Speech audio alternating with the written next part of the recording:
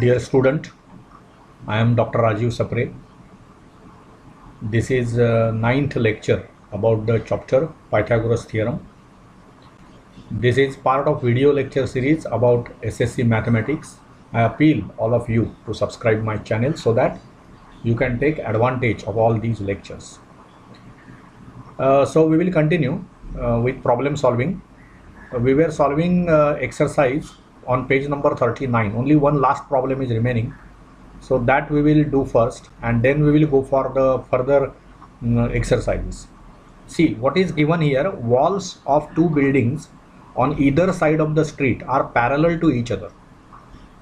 म्हणजे आता कसं झालं बघा, if you draw the figure, okay, the figure will be, ही एक वॉल आहे समजा आणि this is another wall.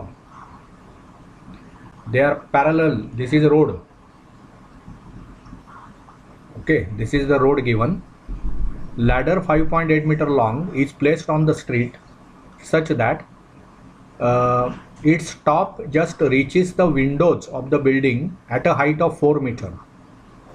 On turning the ladder over to the other side of the street, its top touches the window of the other building at a height 4.2 meters. म्हणजे काय झालं बघा, इथे एक लॅडर आपण ठेवलेली आहे.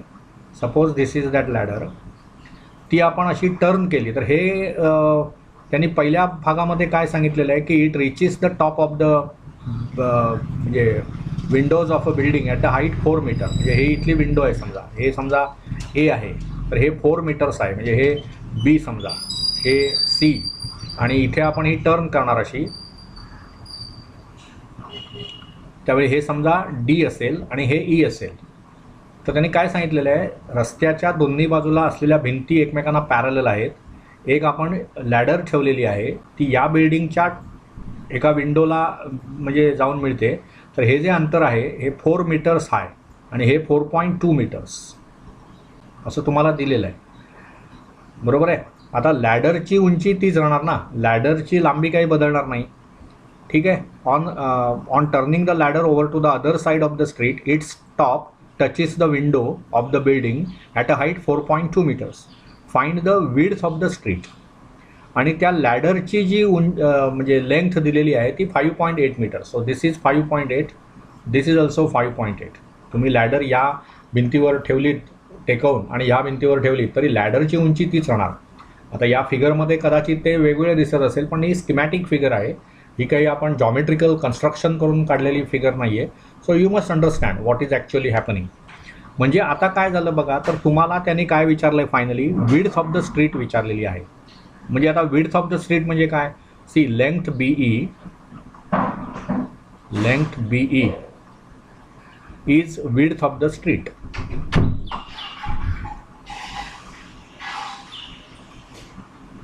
Okay, this is the width of the street. मग हे समजा मी एक्स मानलं आणि हे वाय मानलं, तर मला ते एक्स प्लस वाय काढायचं. म्हणजे आपण असं म्हणूया, let B C is equal to X and C E is equal to Y. So I have to calculate length of B E. Length of B E means I have to calculate X plus Y. This is the width of the road, width of the street. मग आता सरळ आहे ना, आता इथे हा जो A B C, so we can say triangle A B C and इकडे कुठला ट्रायंगल आहे, D E C. Triangle D E C are right angled triangles, are right angled triangles. आणि त्याच्यामुळे काय झालं बघा, बरं आता इथे कसं झालं, triangle A B C is right angled triangle, angle A B C is 90 degrees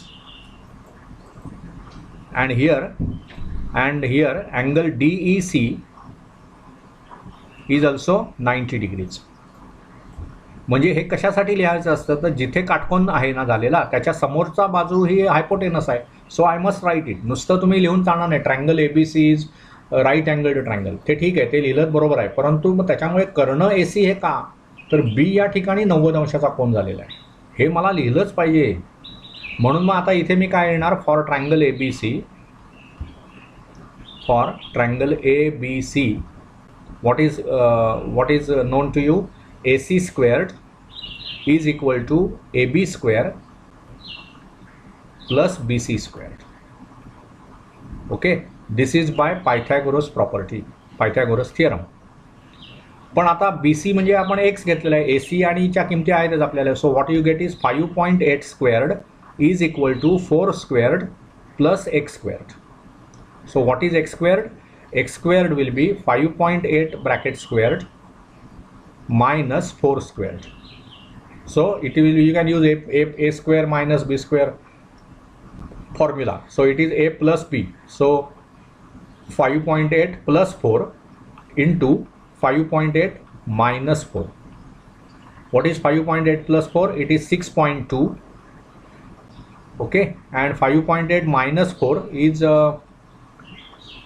what? We are subtracting from 5.8. Actually this is wrong, we should say not sorry, this is wrong. 5.8 plus 4, it is 9.8. okay, and 5.8 minus 4 is 1.8. so I have to take this product 1.8. so this is your x square. so x square is equal to this much. म्हणजेच किती झालं बघा, 9.8 98 गुणिले 18. मग हा product करा तुम्ही, 18 गुणिले 98 म्हणजे कसं करणार तुम्ही, आधी 100 गुणिले 18 करा आणि त्याच्यामधून 36 वजा करा, कारण 98 हे 100 वजा 2 आहेत, म्हणजे 1800 मधून 36 वजा करा म्हणजे किती होणार, 1700. किती होतील, 1700 मधून 36 वजा केले की किती होणार तुमचे. ही कॅल्क्युलेशन्स आहेत ना, ही पटापट आली पाहिजे. 1800 मधून तुम्ही 36 वजा करता म्हणजे 1764.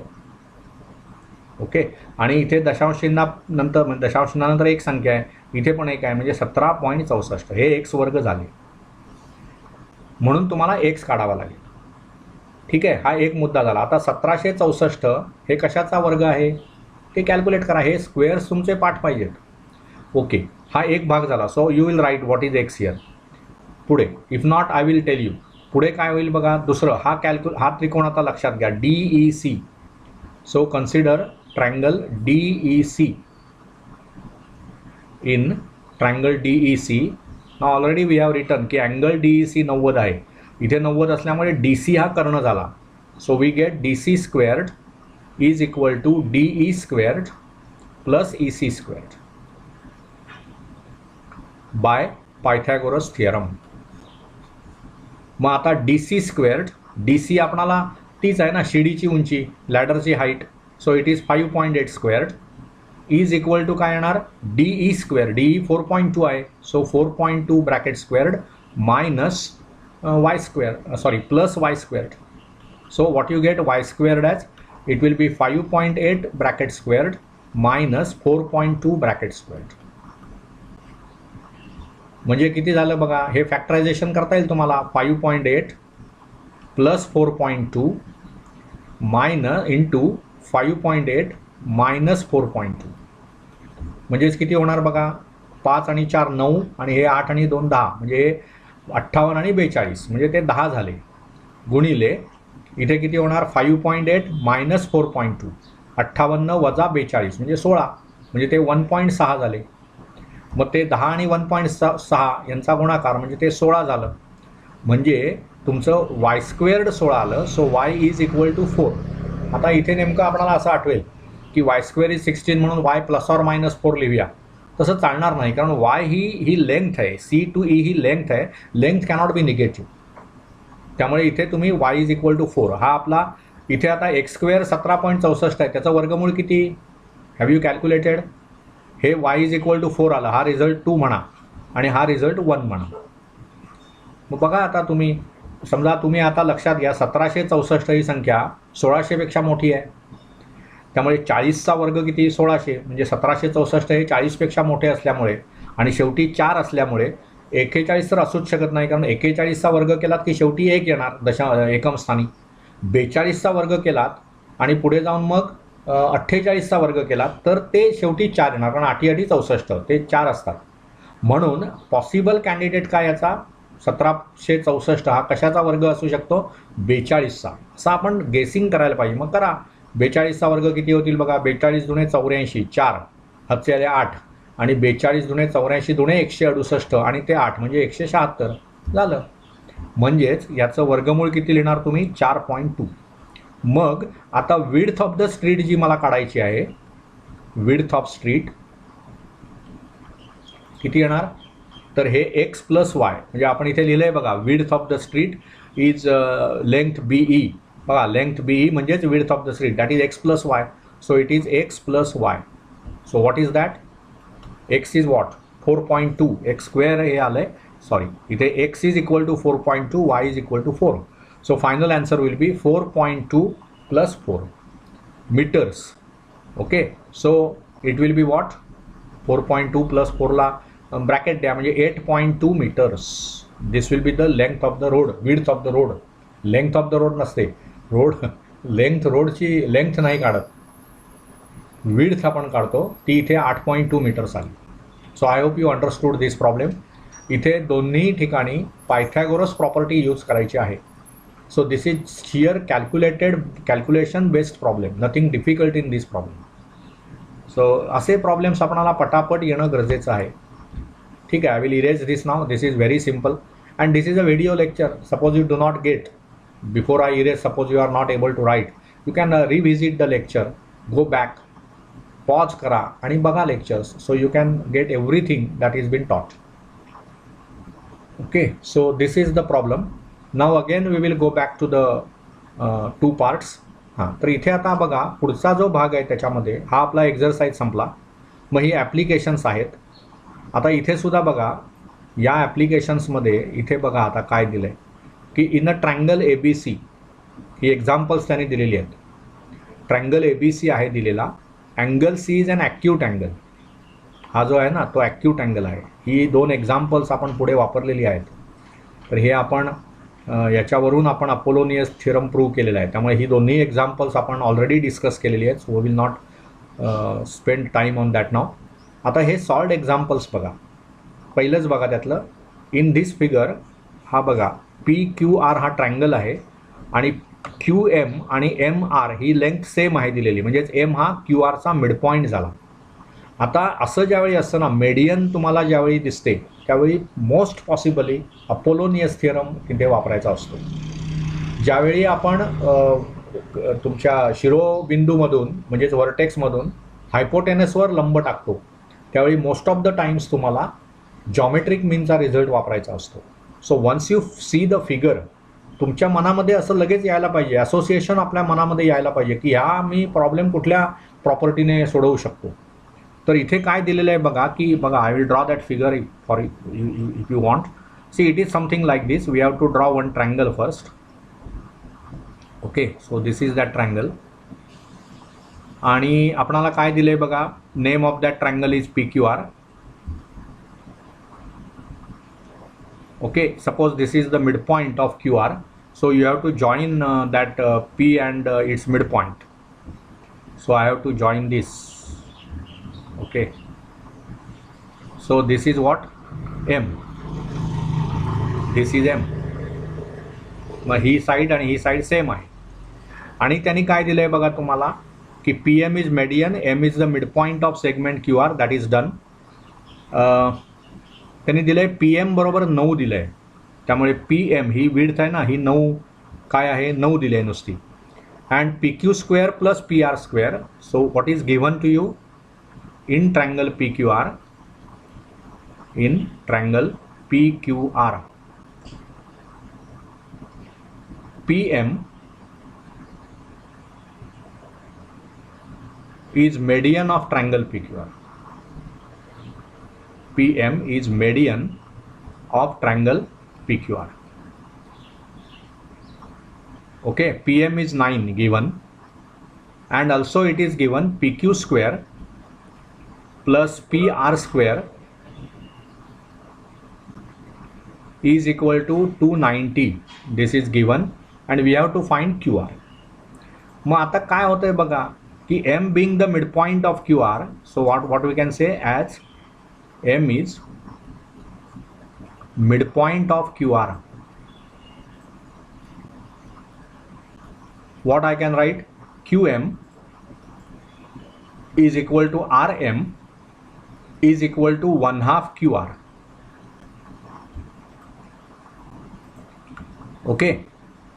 नाव by Apollonius theorem,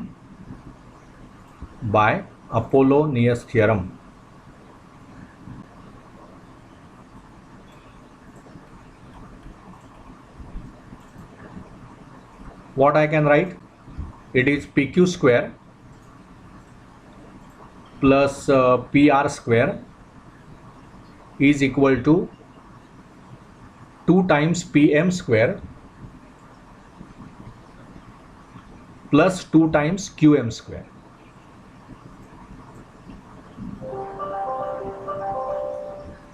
This is the Apollonius theorem. So now what is there? PQ square plus PR square you are given to be, this is say 1. So this is 290.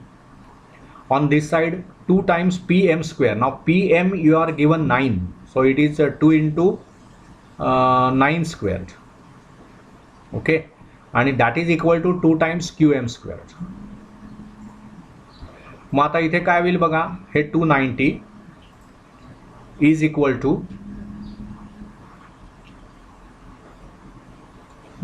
2 into 81 plus 2 into QM squared. So it gives you 290 minus 81 into 2 is 162 is equal to 2 times QM squared. So that means what is 290 minus 162?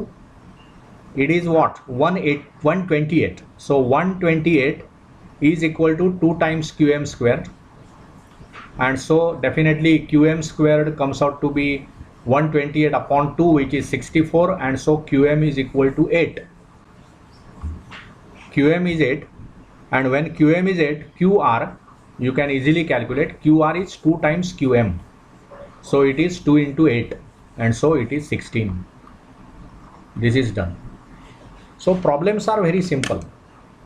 मी गेल्या चॅप्टरमध्ये पण तुम्हाला सांगितलं similarity of ट्रायंगल्समध्ये, आणि इथे सुद्धा तेच सांगतो की प्रॉब्लेममध्ये जी फिगर काढलेली आहे त्या फिगरवरून आपल्याला क्लिक व्हायला पाहिजे की आपल्याला कोणता रिझल्ट वापरायचा आहे, कोणता थिअरम वापरायचा आहे, किंवा कोणता फॉर्म्युला मला यूज करायचा आहे. हे सर्व आपल्याला डायग्रॅम बघितल्या क्षणी लक्षात यायला पाहिजे. म्हणून असे काही ठोकताळे पाहिजेत की आपल्याला हायपोटेनसवर आपण परपेंडिक्युलर ड्रॉप केलेला आहे, की मला जॉमेट्रिक मीनचा रिझल्ट वापरायचा आहे. काटकोन त्रिकोण दिसतोय, मग Pythagoras property is possibly there to be used. Median of the triangle काढलेली आहे, मग अपोलोनियस थिअरम असू शकतो. तेव्हा अशा गोष्टी आपल्याला जेव्हा लक्षात राहतील, हे जे असोसिएशन्स लक्षात राहतील, त्यावेळी तुम्हाला कळेल की हे प्रॉब्लेम्स किती सोपे आहेत. They are not at all difficult. Okay. So this is about this particular problem. Now coming to the next problem there in the book. See, इथे त्यांनी काय म्हटलं आहे, prove that sum of the squares of the diagonals of the rhombus is equal to the sum of its squares of the sides. म्हणजे काय केलंय बघा, हा एक PQRS हा रोम्बस आहे. रोम्बस याचा अर्थ माहिती आहे तुम्हाला, समभुज चौकोन. त्यामुळे ह्या सर्व भुजा ज्या आहेत PQ, QR, RS आणि PS,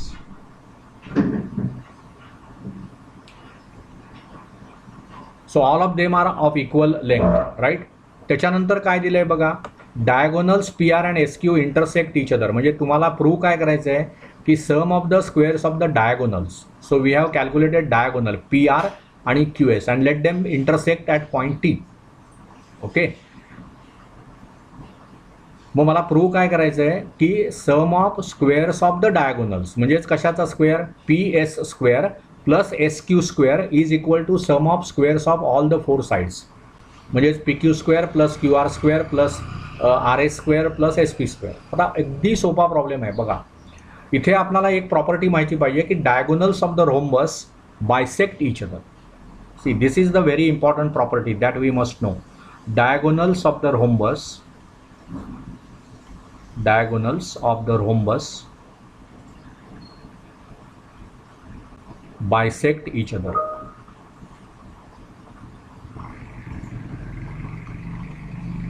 मग आता ही फिगर मी इथे नाही काढत, इथे ऑलरेडी तुमच्या समोर आहे. त्यामुळे इथे जो पॉईंट ऑफ इंटरसेक्शन आहे तो T आहे. इथे ही डायगोनल PR ही बायसेक्ट होते. म्हणजेच काय झालं, PR इज 2 टाइम्स PT किंवा 2 times TR.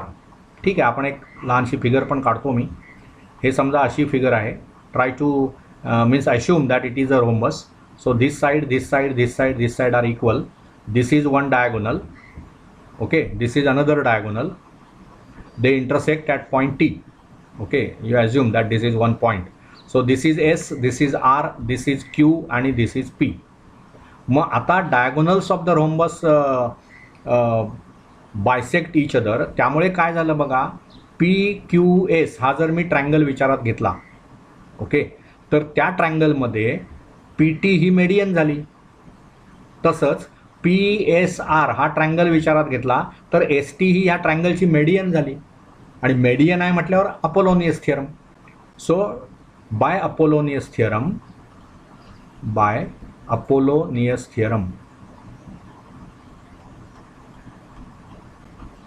what I will write, be able to write PQ square म्हणजे हा PQ square plus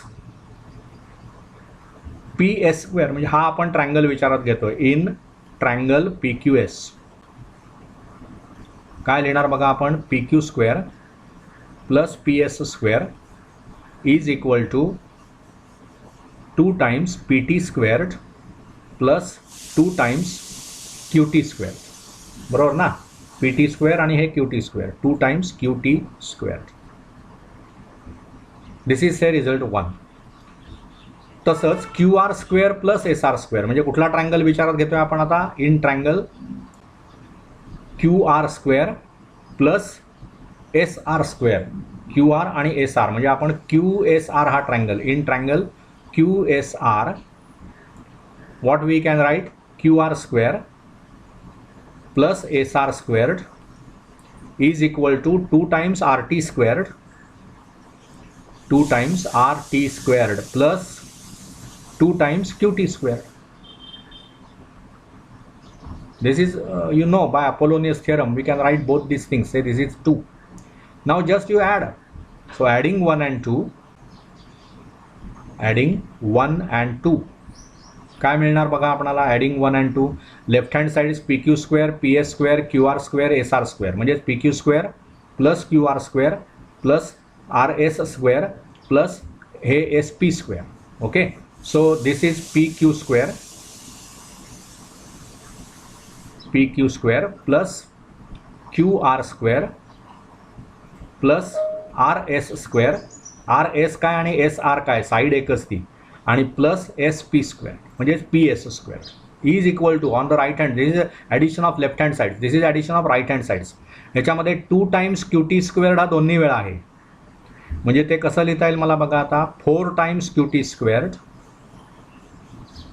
2 QT square 2 QT square आणि ह्याच्यातून 2 कॉमन घेता येईल. So plus 4 into bracket PT squared 2 into bracket 2 PT squared 2 RT squared. So plus RT squared 2 times PT squared plus RT squared. बरोबर आहे ना.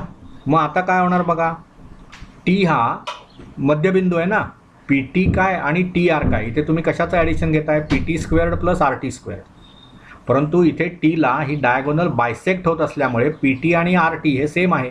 So I can replace this RT by PT squared again. So this gives you 4 times QT squared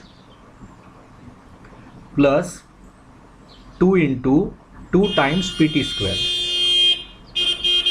म्हणजेच एकूण काय होणार, 4 times PT squared plus म्हणजे okay, it will be 4 times PT squared plus QT squared. This is what you get. But this we can write as, this thing we can write as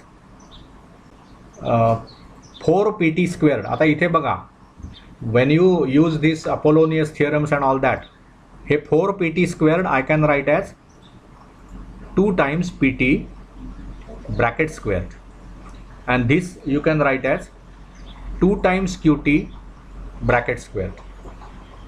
पण मग हे 2 times PT म्हणजेच PR आहे.